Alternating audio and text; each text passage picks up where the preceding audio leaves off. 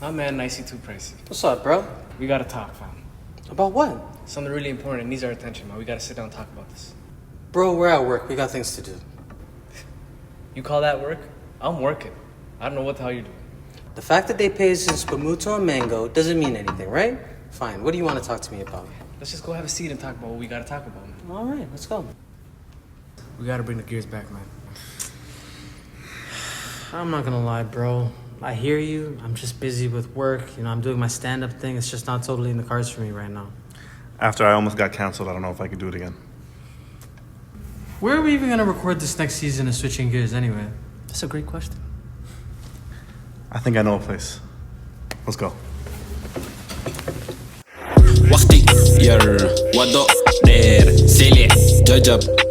Welcome back. Oh my gosh, you guys don't know how excited I am. This is...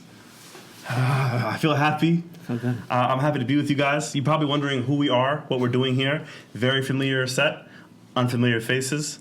I am your host, ATL, today. We are the Switching Gears Pod, and these two lovely young men next to me are the ones who started out Switching Gears Podcast. This is your Neighborhood Nice. What's going on, guys? Neighborhood Nice. It's a pleasure to meet y'all. Let's have a good season. And your boy, AB. The boy about billions, man. We're back. Super excited. This is a new journey. It's going to be a new experience for us. We're opening a new chapter. Yeah, well, this is the Switching Gears Pod. We are collaborating with Sheeko Sheeko. Nice, please give us, for people who don't know, what the hell is the Switching Gears Podcast? Let's give us a little background on Switching Gears Pod. So, AB and I started the Switching Gears Podcast with a couple of friends right before the pandemic started. Rough times. Rough times, As it was rough on the world, it was rough on us too. Mm-hmm. We had a lot of ups. We had a lot of good times, right? Mm-hmm. So what had happened was for season 1, we did it all audio. Season 2 came around, we rebranded, brought on our boy ATL. Had a good second season, a lot of good interviews. Timmy's going to whatever Easter, having that mango shake after Tarawih. But sometimes I keep certain jokes that I really love in the back of my head, and some of them are so observant. And I come from a family who benefited greatly coming to Canada, right? Growing up in a country with healthcare, fucking A. I'm in America now. Thanks to Tommy Douglas. Tommy Douglas, you're right. And I'll tell you right now in the U.S., the single dividing thing here is the amount of people who don't have real healthcare. Interviews. And all of 2023, we didn't put out any content, mostly because of life, because of, things that we couldn't control, some things we could control. A whole lot of talking points that we'll get into down the road. But it wasn't until we were presented with an opportunity by our producer over here, Sheeko Sheeko. He sort of reignited the spark in us and gave us that little push that we needed to make this comeback. So we're really looking forward to what comes next. Obviously, we're a bunch of new faces, but don't think that you're not going to get some old faces like Queen Book and Bueller and LJ and Larry and the Iman. legends. Every single one of them is going to be coming on, making an appearance. They're going to be passing the torch because they're old heat, we the new heat. So it's going to be a good time. You guys stay tuned. So we're here to run it back. Yeah. And we're here to do it bigger and better. Facts. Without a shadow of a doubt. We're here. You guys are going to be looking forward to what we do. It's going to be, for lack of a better term, exciting. And that kind of ties into the theme of the episode, because we already talked. We're brainstorming through ideas. What should we talk about? What should we do? And one of the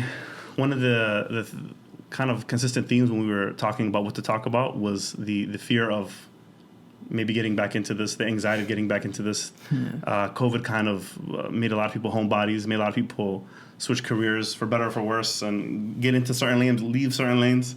So we were kind of anxious about trying again, We did see a lot of success, but it's scary to try. Even people who've already tried things sometimes withdraw afterwards. So today we're talking about fear of trying, or anxiety of trying, or hesitation of trying, however you want to put it. Which are all things that add to the concept of what fear is. Yeah. And everybody's fear is different. I feel like for me, for just to get into this, is like the fear of trying something new. And let me ask you the first question, make it easy for you. Do you have any fear of failing or fear of trying? Yeah, I kind of do. And I feel like it's a subconscious thing. We do it to ourselves. Because at times, you gaslight yourself a bit. You tell yourself the margin for error is different now. Yeah. In terms of, you tell yourself, I'm getting older. I got to do things that are more safe. That's a big one for me. And that's what it is, really. Which is stupid because I felt like that every difficult. 2-3 years. Exactly. I'm getting old. I'm 21. I can't be doing these things anymore. I'm 25. I can't be doing these things anymore. 27. I'm 27. I can't be doing these things anymore. Yeah, and then that's it. I'm just 27 now. And that's when the clock stops. But it's like, it makes it complicated because you're telling yourself this in your head without even giving an opportunity for your whatever it is that you're setting your mind to grow. It's like you're telling yourself already, I got to do something that stabilizes my career. I can't be out here running around with a camera or whatever it is that you're doing. Like, I can't be out here be a podcaster at whatever age. Trying to do art, trying to do photography, trying to do... It's tough to try new things because the margin for error shrinks. So you convince yourself in your head when really, like, that's a bunch of bullshit. Like, you know what I mean? And realistically, it's more the fear of failing now. It gets bigger and bigger as the older you get. How about you, Nice? Do you have a fear of failing or a fear of trying? I think I was scared for a certain amount of time of branching out, of, you know, not just doing, podcasting or whatever. And I kind of figured, you know what? If I keep doing this, what's going to happen? Am I going to be, pigeonholed into something? Like typecast. Are people going to make assumptions of me before they meet me? And that's the last thing I think for me, especially because AB knows, when we started doing season 1 of our podcast, we didn't have visual. It was just all audio. Mm-hmm. So there's nothing I loved more than just being a voice in people's ears. Like, I love that shit. I think that's one of your fears. It's not a fear. I think Nice has a fear of losing his anonymity. It's not a fear. See, there you go psychoanalyzing me. You don't know I think me, that's what it is, though. I hate when he does this shit. Because I had to beg my brody right here. Your Instagram was so shit. I feel like that's accurate. Okay. It is accurate. He didn't want to have a digital footprint. Listen, I like being a figure in the shadows. That's what I liked, right? Now, if you know me in 3D, you know me in real life, you see me, I am a personality, right? Mm-hmm. Which is cool. I just didn't want to be, like, perceived by people. Yeah. Like, I don't want you to come up and think you know me off rip. You don't. You don't know where I've been. You don't know who I had to shoot. You don't know who I had to kill. You don't know nothing about nothing. I promise I never did anything. I'm a good guy. But no. But you opened up yourself to that one. And I had to. So how did you get past your fear of, I guess, how people perceived you? Like, I guess I just stopped caring. I realized that people are going to have assumptions of you no matter what you say, no matter what you do. Yeah. You can have all the purest intentions, and people still try to pervert that and convolute that. Like, you guys can go listen, hopefully, when you're done listening to this, go listen to Switching Gears. You'll see a very introspective version of him and myself. Nobody listens to that. But, lo and behold, you make fun of a lady who's not real. That's 100,000 views on TikTok. Like, yo, I'm not going to lie to you. I'm going to play into that. I'm going to play to the lowest common denominator. You guys are fucked. I can't wait. But don't be afraid to try things, guys. Rather be what did I say? Rather be a has-been than a never was, right? As a bar. I like that. For me, I feel like I never really talked about this. I talked to you guys about it briefly, but I feel like I've dealt with the perception of, like, the talented kid growing up. So, which it takes very minimal work to be seen as a talented kid. Not to toot my horn. It's literally just you're a little bit better than the next man. You know what I'm saying? A little bit more social. Just a little bit more social. Your marks are a little bit higher. You're a little bit more outgoing, and then people think that you're a guy. Yeah, a guy. The next big thing. So I was always wrestling with upkeeping that image of my family and my social circles of friends and everything. Mm-hmm. So the positive is you're seen in a positive light. The negative is you sometimes get scared to deviate from the life plan everyone has for you. You're scared to do something outside of the norm or step outside of your box. Mm-hmm. So I would be confident in ways that people viewed me, if that makes sense. Mm-hmm. It's like golden handcuffs. Like, if you saw me as as a very social person, I would maximize that. But if you didn't see me as a risk taker in another degree, I wouldn't try that because I was scared. Mm-hmm. So I had to break out of, I was typecast in a way that was favorable for me for a long time. But it took me a while to realize that it was holding me back a lot. Because there was a lot of things I wanted to try that was against my my brand or against my image. Mm-hmm. And it was scary. Even just starting a podcast. When we started a podcast, when these guys started a podcast, and when I joined them later, it was cute to have a podcast. It was you know what I mean? It wasn't it wasn't so vilified, right? Yeah. It was cute and it was fun and it was fresh. And now it's extremely vilified, which adds another degree of, like, should we even do this? Should we even venture?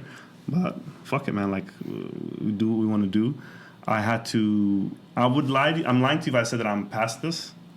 But I'm getting past it. I'm getting past it. Yeah, it's a work in progress. Proud of you. And just doing this with you guys, like, really helps. Proud of all you guys, man. Appreciate it, man. I want to ask you, what do you think? We talked about different aspects of fear of trying and how it's held back for each of us individually. Do you think that our culture has any aspect to do with it? For me, Are you crazy? that's another thing for me. It's like so I struggled with the cultural aspect of having a fear of disappointment, and that's like That's like a normal immigrant child story, right? So for me, it's like Nigerian parents, Indian kids, everybody like. and because of that fear is so big for me. I think over the years I've become sort of a people pleaser.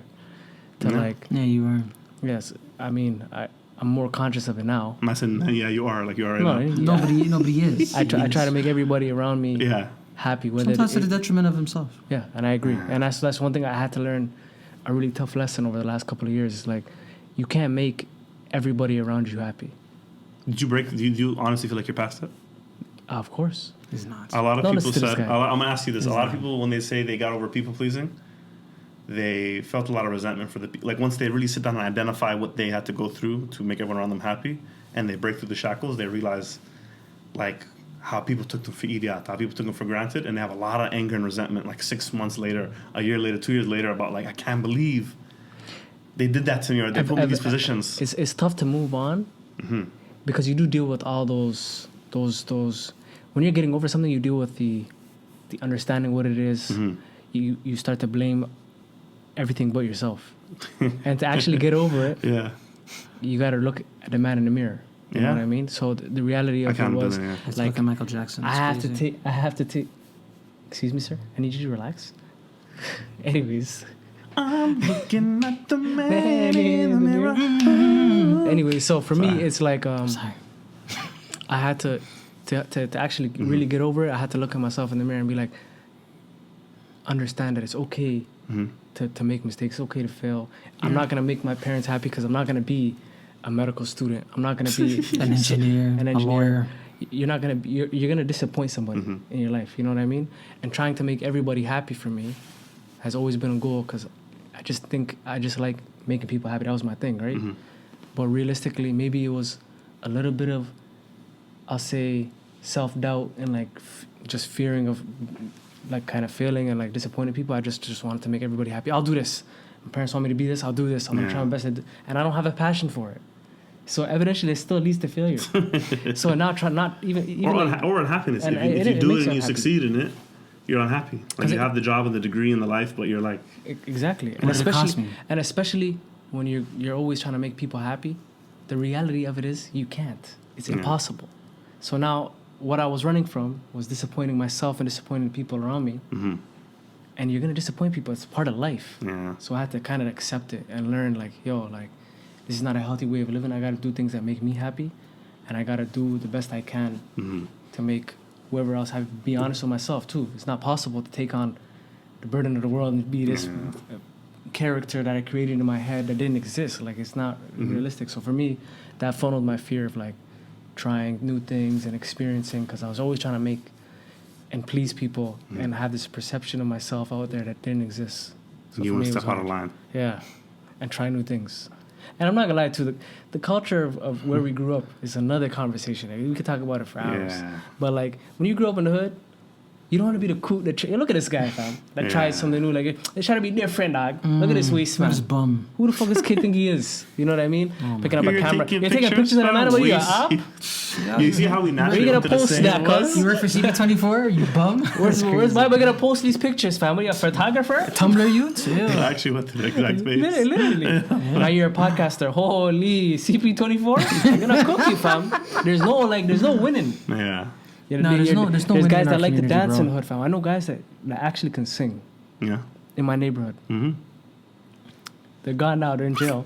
But, Oh, I didn't know you were going there. but it That's never not funny. I thought you No, meant it's like not funny. this. It's not funny. No, I didn't know you I were mean, going it's there. I fucked didn't up. know That's you were fucked going up. No, like a real. that's like, not funny. That's That's messed I up. have a homie who's in prison. Guy said he's singing in court. He'll be That's out. He'll be crazy. out soon. But Free him. he was a great singer, fam. He's one of the best singers I've ever heard in my life. However, he'll sing a couple bars, laugh, and be like, cut that, fam. I'm not doing nothing. Like, it just doesn't want to do it like this. Yeah. Because the perception was so strong. We come from a culture, not just Toronto, Yeah, what not just about in you? the hood.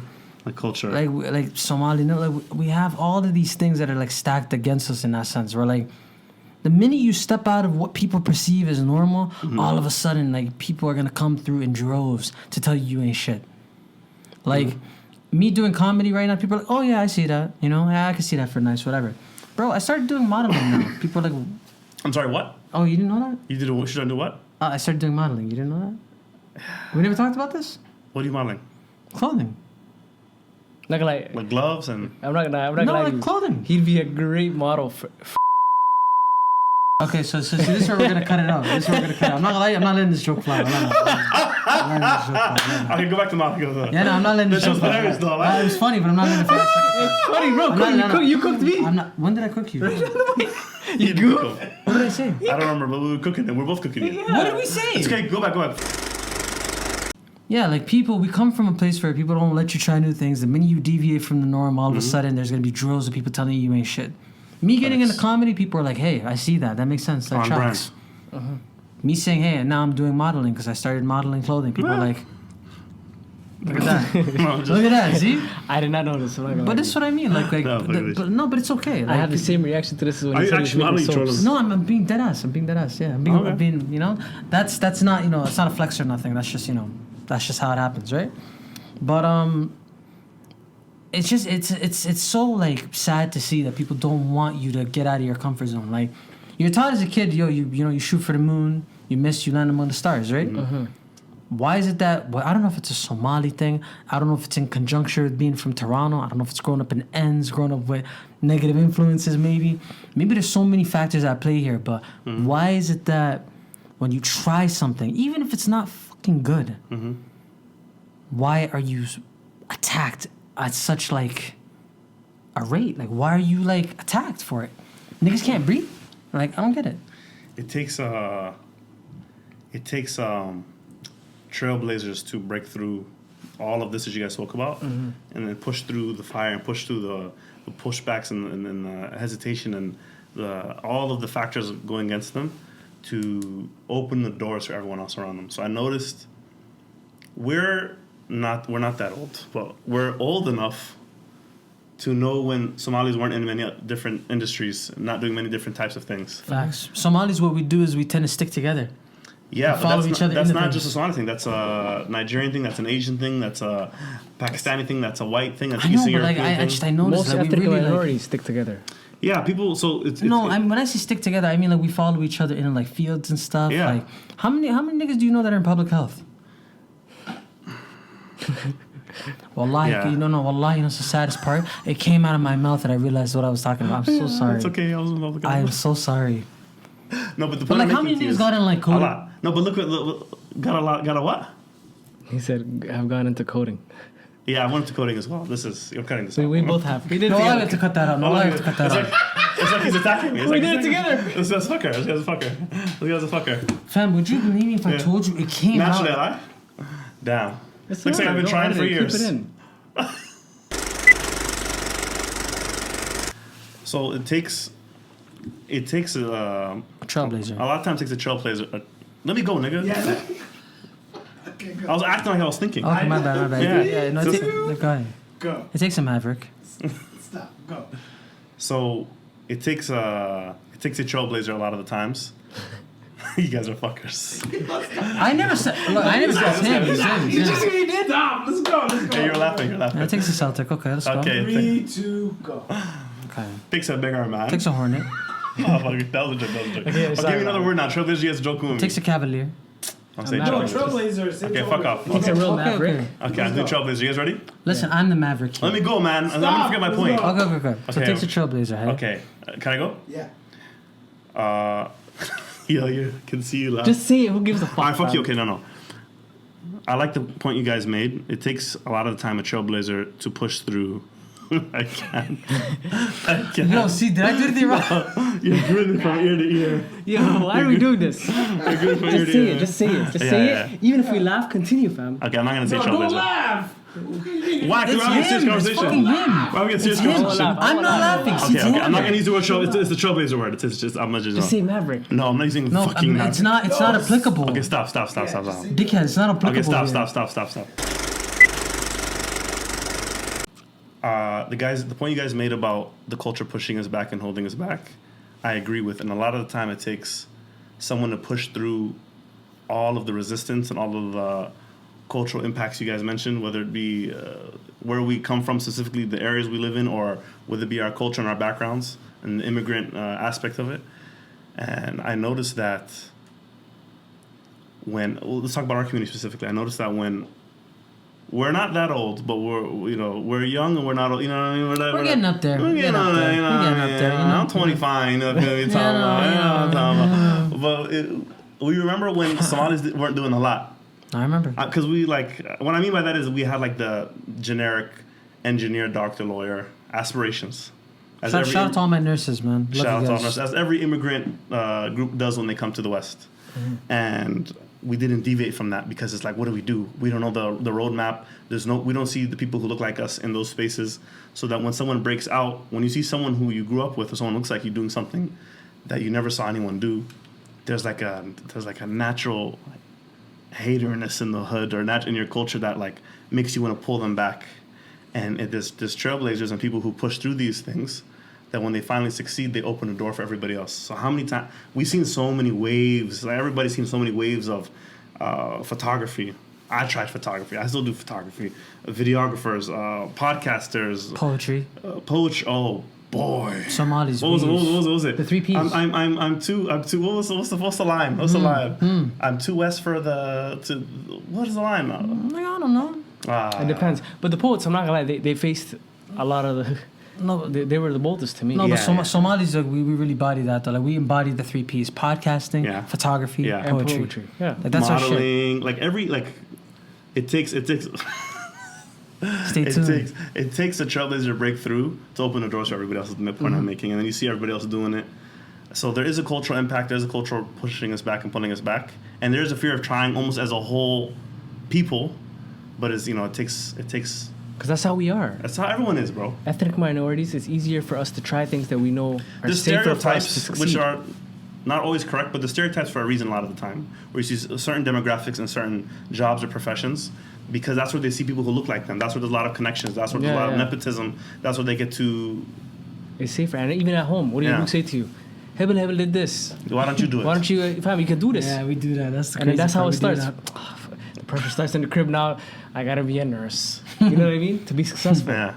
Because it's like now if you say, I want to go into modern literature or whatever it is that you want to do, and your parents look at you like, wow, we never heard this before. Yeah. Like it doesn't exist. What the hell is that? Until there's 3-4 guys or girls who are very famous from it. You can work for the newspaper. Yeah. Like, they don't think like that. If you went to your parents and said, I'm gonna spend $29,000 on a journalism degree, they're gonna look at journalism. Journalism. What is that? You know what I mean? Like, what is that?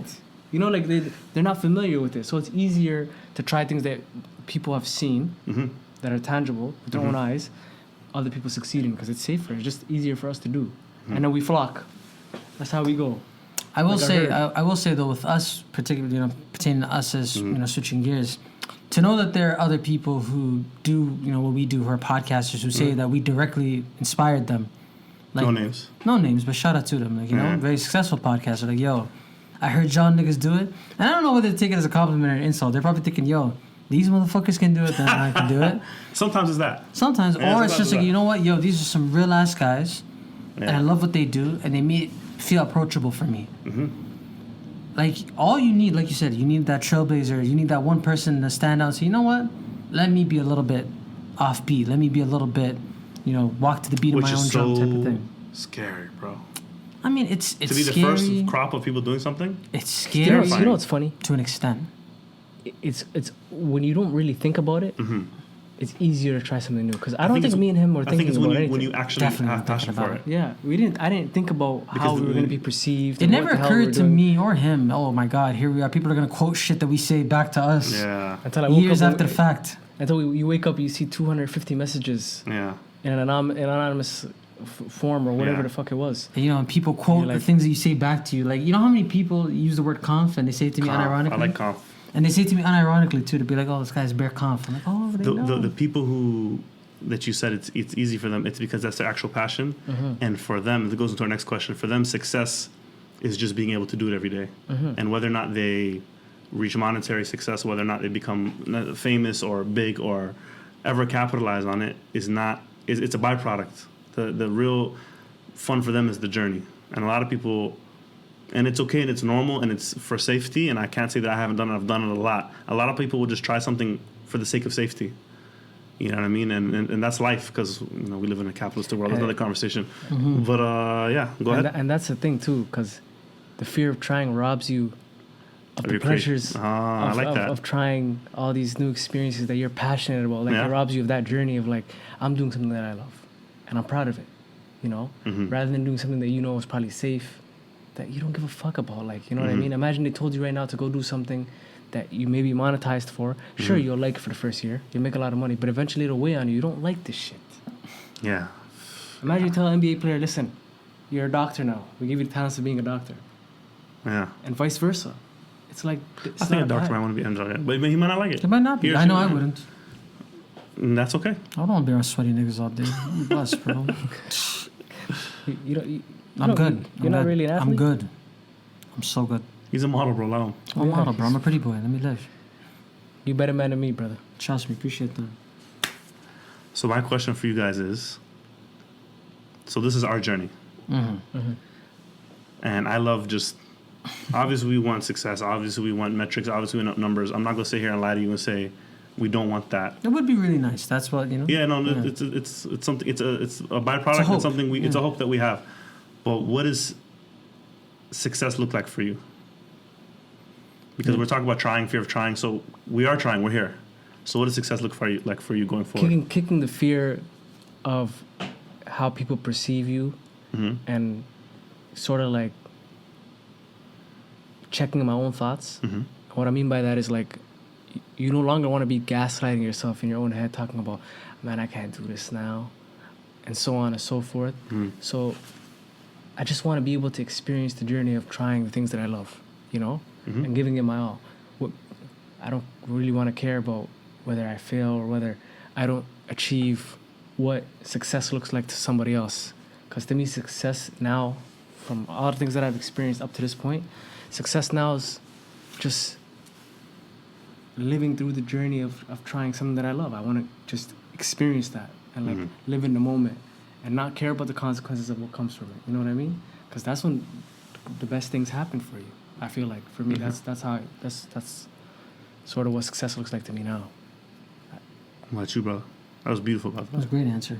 No, to put a nice little bow on it and sort of, horseback off of what he's saying. I think for me, I've already kind of seen what success is for this. Like, people will message me and say, hey, listening to you guys got me through tough times and got me through loss and got me through, depression and a breakup. Those messages really are always a shock. I can't believe. It's really humbling. I can't believe somebody wants to hear some shit that we spewed on a microphone and it actually helped them get through a tough time. Like, do you know how empowering that is? Unbelievable. I feel like I can walk on water. It's like it's amazing. So to know that you touch people, not in that way. He's a comedian, guys. He's a comedian. No, Hey, he's a comedian. Hey, and a model. And a model. And a model. Pause. Sorry about that. But to know that you can, No, yeah. Those are the two most narcissistic people on the planet. I'm sorry. Wait, I'll let you get your shit out, brother. Go I'm ahead. sorry. wait, why is it the two most comedians are narcissistic? Comedians and models. You go on stage thinking that you can entertain thousands? I can do that shit. Narcissist. You're narcissist. No, message you. Land, bro. Let him land. called Get it off. Get it off, brother. It's called conf. Some niggas have, some niggas don't. That's okay though. But get to land. Let me leave. No, I'm kidding. But yeah, to put a nice little bow on it, it's amazing that you're able to like speak to people on a deeper level than just a conversation. Like people who have heard us, who don't maybe know us in real life, listen, and it speaks to them, and it gets them through tough times. Like people telling you that you got them through a little bout of depression, like that's crazy. Like, and I want to do more of that. I want to be able to like make people feel better about their situation, because we need that. Life's tough, man. We need that stuff. I like that, brother. No, that's the truth. That's the truth.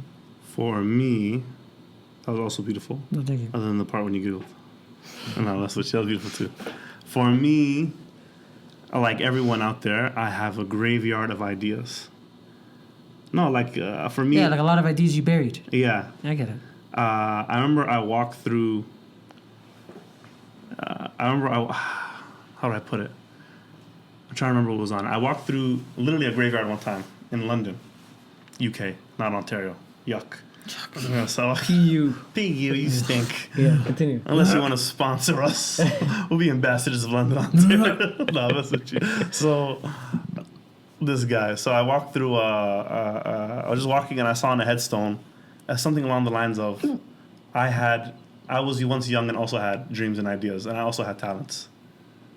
And it's something so like. Nigga, that is so specific. What do you mean? Who the fuck died there? An underground Toronto rapper? What the fuck? Yo, how specific is that? I also had dreams? But Yeah, I don't know. But that's really deep. That's deep because he's in the grave. He or she's in the grave. Because of And the ideas went with them. And for me, a lot of my ideas died in the planning In stage. utero. This guy. Guys, he's a comedian. He's a comedian. He's a guys. comedian. He's a Yuck it up for it. Everybody's a Yuck comedian. it up. He's a starving artist. We guys. don't want to hear you. Shut up. A lot of my ideas died in the planning stage, fam. A that's lot of for my sure. ideas, I sat down, like for everybody, I mapped it out, next 3 months, next 6 months, next 9 months, 3-year plan, 5-year plan. You start it off, you get the materials, you get the setup, and then it just never pans out. You never start, or you half step it. And for me, I've always wanted to be with people I actually rock with, not just strangers, and to have some type of long form content of just talking and getting ideas out there and reaching people to some capacity. It'd be nice, and I'm saying if we don't want metrics and numbers, obviously everybody does, but just doing this for me is fun. Doing this for me and talking to you guys and actually thinking about topics and taking this outside of just the conversation that the man have on the street, or we have on man having a PlayStation party, or man having a barbershop, is the fun part. And I want to push through, because I said earlier that it's still a work in progress. I want to push through the fear of embarrassment. And I said to you guys before, embarrassment is the price of entry for success. So I'm not trying to, if we never make it, fam, that's fine. We're going to make it though. But it's fine if we don't. For me, just doing this is fun. And I can watch this in the future, look back on it, and be proud of the content we put out. You're enjoying the journey. I'm enjoying the journey. That's all that matters. And that's what I appreciate. And I hope that you guys are enjoying the journey with us. This is Switching Gears Pod. It's a new journey. Yeah, new collabing with chapter. Sheeko Sheeko. Collabing with my boy, Sheeko Sheeko. We're happy. Mm-hmm. I can't wait to see what this new journey brings, man. We want to hear your thoughts. Please message us at Switching Gears Pod on Instagram, Twitter, and TikTok. Yeah, we're on TikTok too. Go check us out. We'll start posting some clips, you know? Yes. Yeah. Some good stuff coming. Some good stuff. We have a Curious Cat, which was booming last season. Yeah. So make that Maybe perk. we'll probably bring that up make too. that perk. You can ask us questions directly, which some people do, but if you want it to be anonymous, we have episodes where we've just done anonymous, like dating, relationship advice, life advice, dilemmas, and all that. Nice and give you modeling advice, obviously. The category is fierce. Thank you for watching. Thanks for tuning in, and we'll see you next time. Oh, and before we go anywhere, There was a question. Yeah. Yes, I'm seeing it here. There was a question. Go ahead. Let me get to the question. Thank you very much. Go ahead. We're a team. There was a question. So we did have a lot of questions on our story at Switching Gears Pod, and we asked what you guys might want us to cover. And we got a lot of. I don't know why you guys are all. I guess it's Valentine's Day. Is that time of the year? You know what I mean? A lot of relationship questions. A lot of men trying to get shorties back. A lot of shorties trying to get the men back. But we had one very important question. Not to say everything wasn't important. We had a much more pressing question. This one was a more pressing. Yeah, much more pressing question. And sometimes I'm in my own little ecosystem, my little echo chamber online, and you kind of are setting back into the ecosystem which you're getting, and it just I see my own content sometimes too much. So when I was asked this question, I was a little taken aback. But we were asking, I want to specify, it was, what is your take on the Palestinian-Israel issue? And then there was much more actually to the question, but that was the gist of it. It's a tough question. Now that question I want to talk to you. Not really. Yeah, so that question made me anxious because I feel like sometimes I'm not equipped to handle a topic. So, and there are better people out there to speak on this. But then I thought we don't have to be a voice for where you get the prime information. They just ask what we think about it. So I'm like, let's just tell them what we think about it. I went to a few people. We went to marketing people. We went to like a bunch of different people, and they told us, believe it or not to even answer this question, to not even touch it. They said, don't touch it with a 10-foot pole. Can you believe that? Somebody actually told us not to touch this topic? That's actually crazy. Yeah. That's nuts. They said not to touch it. They said that you guys are trying to get back into it. You guys have a lot of good marketing and business sponsorship opportunities. And they said, we're going to literally block our back, essentially. For verbatim. Yeah, we're going to block our back. And that can be scary for a lot of people. I talked to you guys, and I love the answer that they gave me when I went to them with this. Because a lot of people spoke negativity into me. So when I came to them, I thought they were going to be shook, as if they were talking to the people I was talking to. So I came to them, I brought it up to them, and I said, yo, guys, this is what's going on. I want to talk about it. How do you guys feel? And the man them stood 10 toes down, and they stood on business, and they said, we have to talk about this. What the fuck are you talking about? This is important. Yeah, it is. So You got to stand for something in general in life. yes, we have to stand for something. So I think I can say unequivocally for the mandem, and you guys can chime in at any point, Without a shadow of a that doubt. we stand for everyone and the innocent. I'm joking. I'm not going to give you that line. No, we stand with Palestine. Facts. And we stand with Palestine. We stand. For the many innocent people, I seen something today where they said about, I think we're approaching about 23,000 people since the war started. Innocent, Mostly women and children. Mostly, I think it was 80% women and children. Yeah. The actual statistics were out there. For those of you who want to go look it up, who aren't familiar with the situation, have lost their lives. I think about, last time I checked, there was about 70 families whose entire lineage, which means grandfather, grandparents, great-grandparents, whole tribes, almost have been wiped out and deleted from the registry in Palestine. So it's like, it's tough even seeing some of the things that have been so graphic, and it's just hard to go about your day-to-day. We had a great conversation today talking about our journey and what we envisioned for ourselves. And we kind of forget sometimes because we're so caught in our own world. What's going on in the world. So when you see these things, I almost can't. It's crippling, because it's like you get into the wormhole of seeing people losing their limbs and people losing their children, and the one story that stuck with me, which is why I was eager to kind of speak about this. I'm not the perfect person to speak about it, but I just want to share this. There's that feeling, but I feel like you don't have to be the perfect messenger. Oh, 100%. But I also feel scared sometimes about that. So Of course. maybe I'm projecting. Sometimes I feel like I have to be the perfect messenger. But you can just speak on what you know and what you believe. And that's enough. That's enough. Exactly. You don't have to have all the stats and like who said what and the breaking news, and just speak on what you think. I seen a story of a woman who had lost her son, and she was obviously very emotional, very distraught, and she was talking about how she took 130 plus shots just to have that one child, and it was like her world was over. Her life, like, there was no more. There wasn't a point of living anymore. So it's hard to like see those things on a day to day, and all you can do is offer your dua, because obviously we're all the way over here. You can give sadaqah in whatever which way you can, and spread the word. And like, inshallah, may Allah free the people of Palestine. Ameen. May Allah continue to protect the people of Palestine. And Yemen and Sudan. And Congo. And just Uyghur Muslims too. Of course, the Uyghur Muslims as well. Ameen.